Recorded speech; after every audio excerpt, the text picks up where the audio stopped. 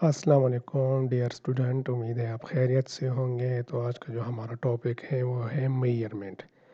Measurement क्या चीज़ है? Measurement is the process of comparison of an unknown quantity with unknown और standard quantity. ठीक है, तो मेजरमेंट में हम दो क्वांटिटियों को कंपेयर करते हैं। एक अननोन जो हमें नहीं पता होती, दूसरी नॉन। ठीक है, नॉन कोई स्टैंडर्ड होगा जिसको हम कंपेयर करेंगे। तो फॉर एग्ज़ाम्पल मैंने एक लाइन ड्रा की हुई है, तो इस लाइन की लेंथ का मुझे नहीं पता कि इस लाइन की लेंथ कितनी है। तो ये लाइन क्या हो गई? Unknown quantity.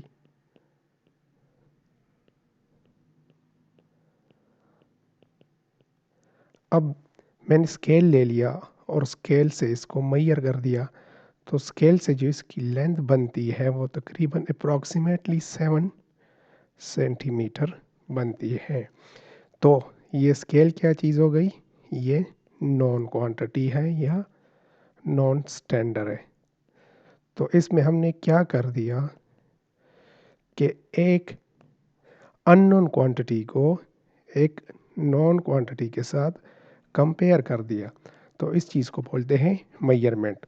इस तरह आप किसी मास को भी ले सकते हैं। फॉर एग्जांपल आपके पास कोई चीज़ है, उसके मास का आपको नहीं पता, तो आप इसको 1 kg या 2 kg वेट के साथ कंपेयर कर ले, तो आपका उसको मास का पता चल जाएगा।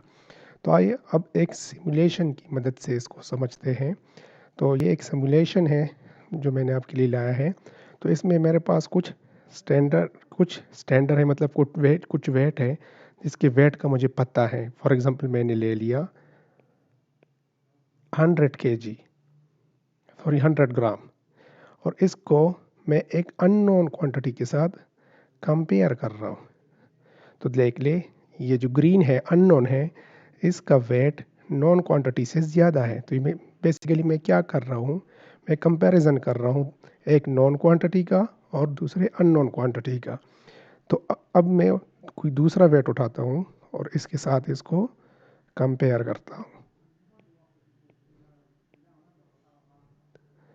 तो ये चूंकि इससे छोटा है वेट में, तो ये इसके साथ बैलेंस नहीं हुआ। अब मैं ये तीसरा उठाता हूँ और इसके साथ कंपेयर करता हूँ। तो देख ली, ये दोनों तकरीबन लेंथ पे बराबर हो गए। तो मतलब इन दोनों का मास क्या है? सेम है। तो बेसिकली मैंने कर किया दिया कि एक नॉन क्वांटिटी को एक अननोन क्वांटिटी के साथ कंपेयर कर दिया और अननोन क्वांटिटी का मास निकाल लिया।